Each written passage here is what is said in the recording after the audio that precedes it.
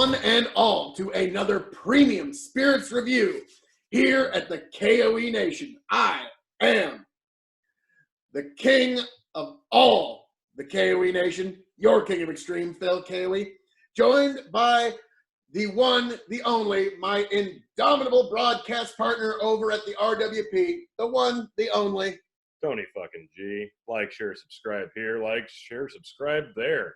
I am so excited to be here for this one, folks. Yeah. Knappogue Castle is one of Tony's favorite Irish whiskey brands. Near and dear. We have reviewed on the RWP, which I believe we will eventually get that video over here for you folks, and maybe we'll do a second take or two. I think we should just do a second tasting on the KOE. You know, that is an excellent idea. I think we might even do that. We're going to take a little sample of that here after we try this, just to compare the 12 to the 14. But wait no further, folks. What we are doing tonight, Knappogue Castle 14. What can you tell us about this one, Phil? Well, the Knappogue Castle 12 is aged 12 years and aged in a ex-bourbon cask. So it's going to have some sweetness to it, but it's going to be like a cinnamony sweet. That is This true. Knappogue Castle non-chill filtered, triple distilled, single malt Irish whiskey is aged 14 years, which means the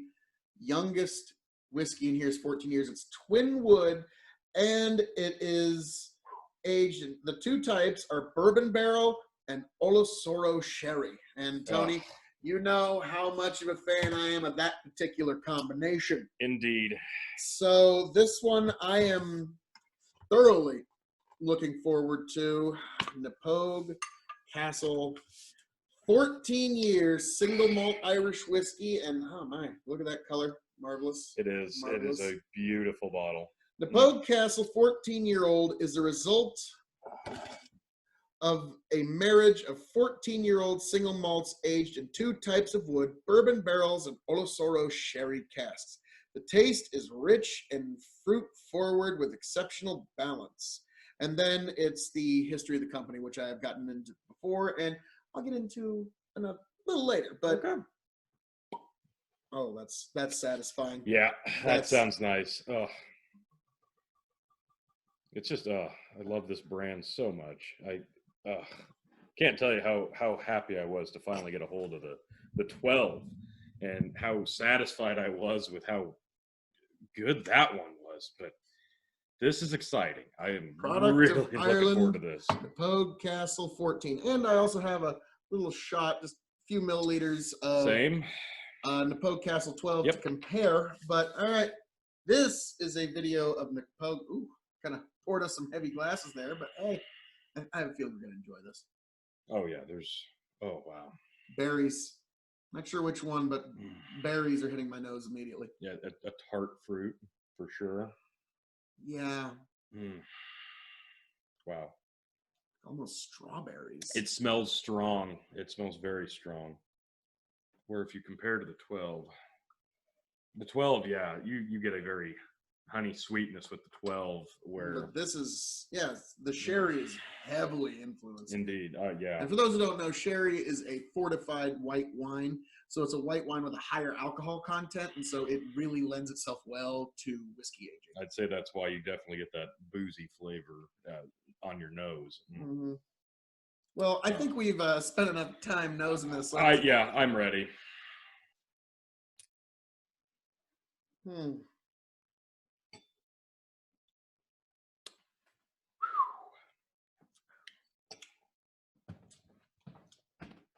Oh, wow. That is amazing. Wow. There's a little kick at the end. Not harsh. Wow. It's just a tingle on your tongue. I'm a little blown away here. I'm kind of stupefied with this. This is so silky smooth.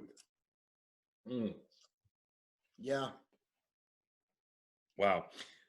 You definitely get that sherry flavor on the initial taste. But there's a heat in your chest, but there's not a burn. It's that distinctly Irish whiskey mintiness. Yes, which I am such a huge fan of. But it's got a fruit note on the front of it. rather than the sweet bourbony notes of the 12. And it's a little more mature. Oh my goodness, this is incredible.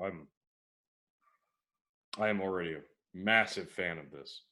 I am going to switch over to the 12 just to give it a comparison now. Yeah, it's that Irish whiskey mintiness. Kind of like reminds me a little bit of Redbreast. Yeah. Oh yeah. But the 12 I would compare to Redbreast. Yeah, this is fruity and minty. It's very wonderful. Yeah, I can't complain about the experience of this. Now, yeah, I'm gonna hit the 12 here. See how that agrees with me. I'm really enjoying that. That is outstanding. It's a lot more cinnamon. Yes. A lot more, like you said, the honey sweetness. That's what I the get classic with the 12. bourbon sweetnesses. Yep. Well, this one.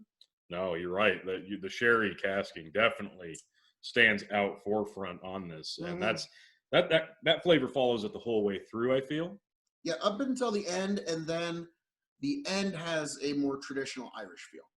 Yes. So perfect way to put that. Yes, it starts off like some of not going to drop any names, but some of the brands that I like.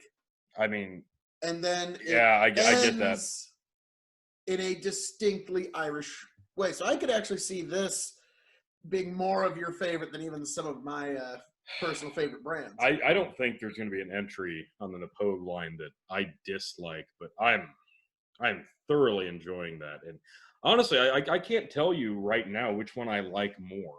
The 12, like you said, is comparable to a Green Spot or a Redbreast with that single pot still minty honey flavoring. But this, oh goodness, like you said, that traditional Irish taste at the end with that sherry casking in the front.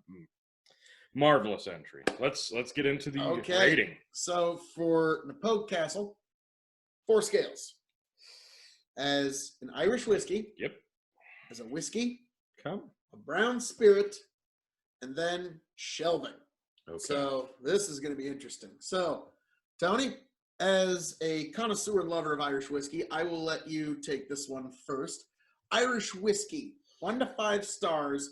What do you rate Knappogue Castle 14-year bourbon and Oloroso sherry cask Twinwood aged? I'm trying to recall what I gave the 12, but it does not matter because I give this a 4.25. 4.25 is an Irish whiskey. Enough that I need just a little bit. You need it a little more? Yeah. Yeah, you need to take a deeper exploration. Yeah, I need to dig deeper, definitely. As we say here in the K.O.E. Nation, he needs a bit of a deeper exploration. Yeah. As an Irish. Marvelous. I got to tread carefully here because there's brands of Scotch that I rate very high. Yes. In their range, even though their cask maturations might not be the most pure traditional Scotch. And here I'm trying to think, this is an amazing drink.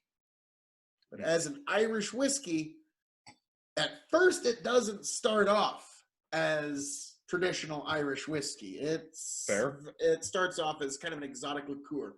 Fair. But it somehow manages to end as a traditional Irish whiskey with that like slight mintiness on your tongue and in your throat and in your chest that you come to expect from quite a few. So as an Irish whiskey, I am going to rate this 4 stars. Cannot argue one bit. Yeah, it's great, but it's just like I could understand somebody not wanting to because of its cask maturations, but amazing stuff. Now, as a whiskey, I'm just gonna flat out say 3.5. I think it's got enough of it's got a whiskey taste. It's got a great niche to it. And about anybody could drink this and not dislike it. If they don't really, really love it, they'd still enjoy the experience. 3.5. This is a connoisseur's whiskey. This is not an entry level. No, okay, I would not introduce somebody. This is definitely for somebody that already knows their whiskeys quite well, knows what they like. So I'm gonna have to agree with yours. Like as a whiskey, 3.5. It's amazing. I thoroughly enjoy it, but it's like not somebody that I would get somebody who's new into whiskey. No, and I don't think anybody would hate it, like I was saying, but they wouldn't thoroughly enjoy the experience if they don't like this particular niche of whiskeys. It's just so good, though. Getting a hint of something in the middle of my tongue now, like almost a chocolatey coffee or something. Yeah. I can't, like, it's making me think of those, but I can't quite grab it out. But so yeah, there's some complicated flavoring in here. Now, as a brown spirit, this is putting it up against all the bourbons, the whiskeys, the brandies, cognacs, rum, all the brown spirits in the world. I think you could cocktail this, and I don't usually say that right out of the gate. I think you could definitely do something with this. I would do it lightly because I think the flavor of the spirit itself is good enough to stand on its own, but you could lightly cocktail this and have a really, really nice drink.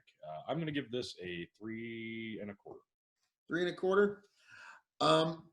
This is almost going to sound sacrilegious to you for me to even say this, but this would make one of the best Gaelic steaks imaginable. Okay.